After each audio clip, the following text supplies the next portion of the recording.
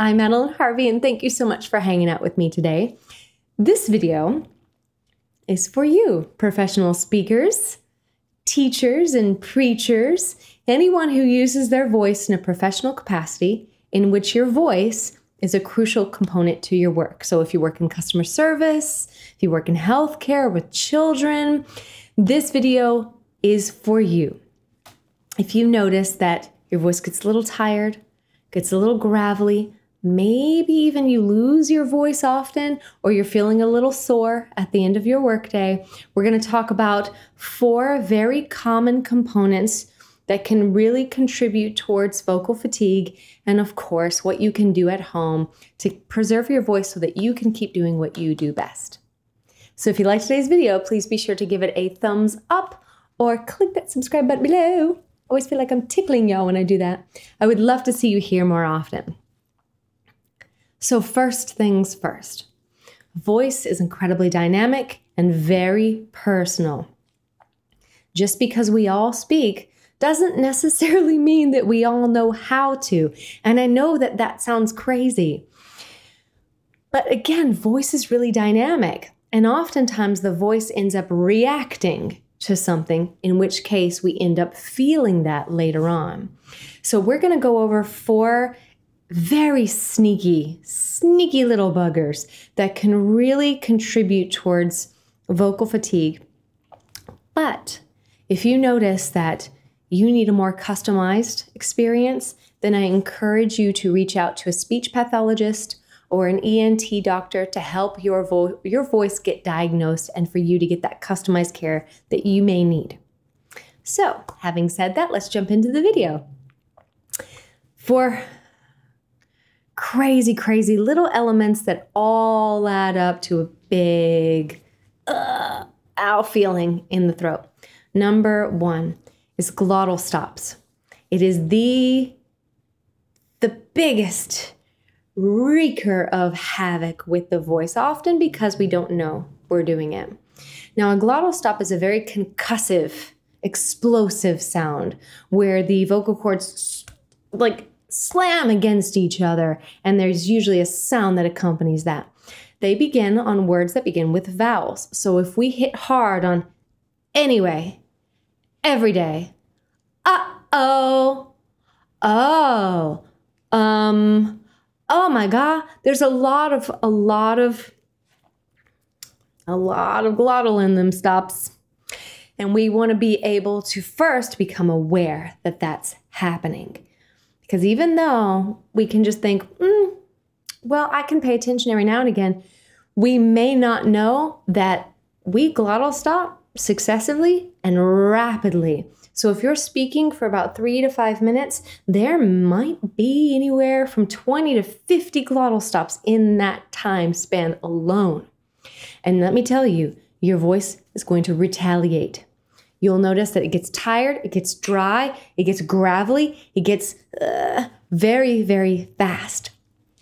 Because it's hard. It's hard for the voice to deal with glottal stops. So what can you do? Excellent question. Slow down.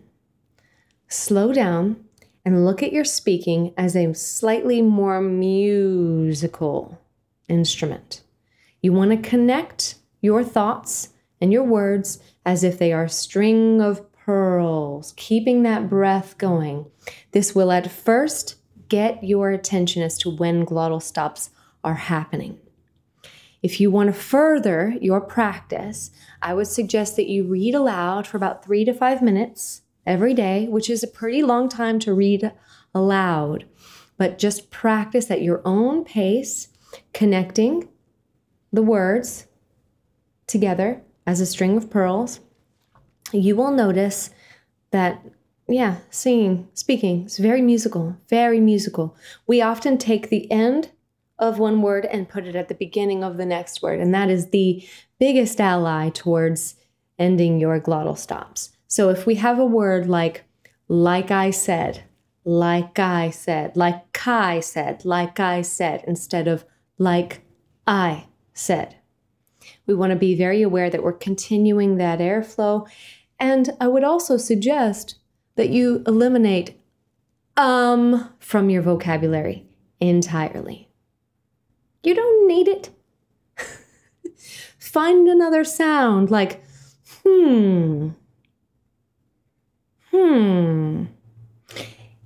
All that sound is doing is cueing your listener that you are searching for your thought and you need a sec.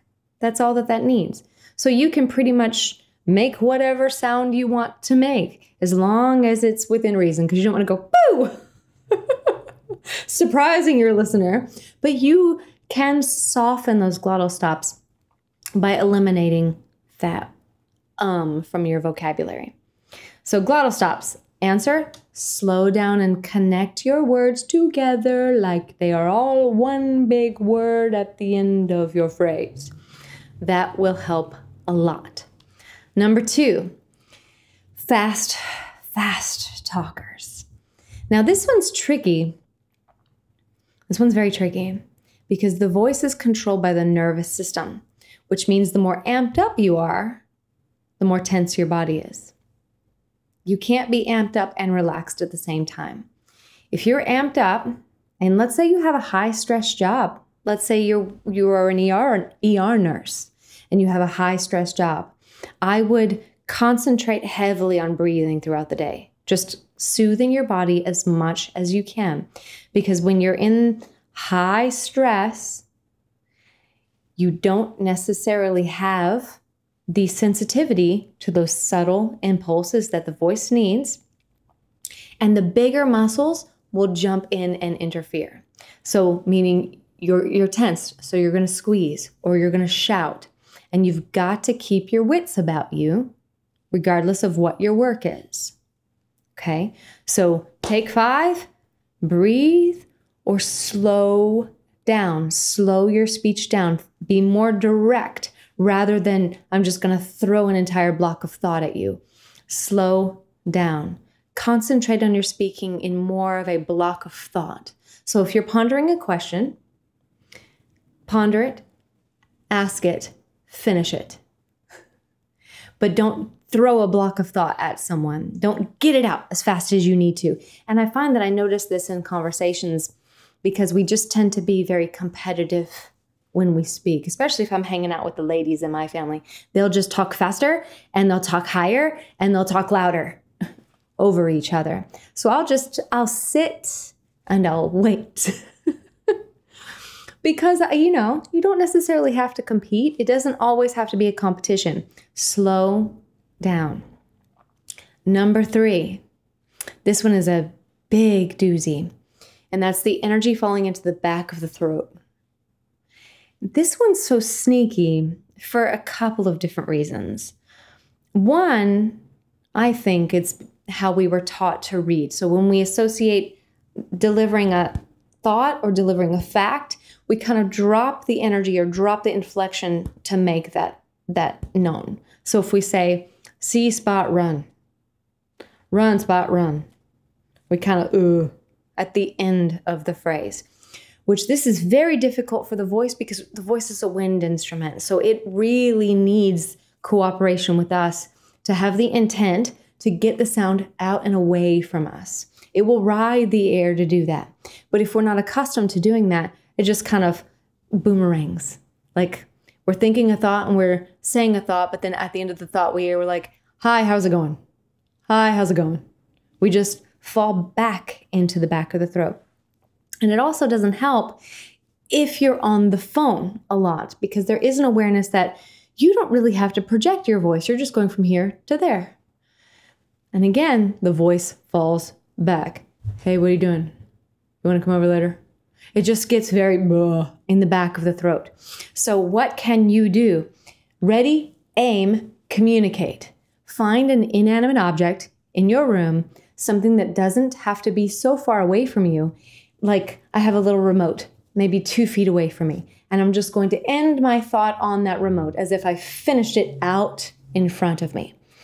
Again, this is a very small fix that can really preserve the integrity of the voice by getting the emphasis out of the throat and out into time and space. Now, you do not have to go louder to do this. This is not, again, about pushing anything. It's just about having the intention of I'm going to land on something that is out in front of me, that is away from me, to finish my thought. Again, have the thought, communicate it, finish it. Very good. Now take your time to do this. I would suggest that benefit to all of these components is reading aloud for 3 to 5 minutes every day. Just noticing, what's your energy doing at the end of the phrase? Are you finishing it here, like here? Or is it out in front of you in time and space? Okay.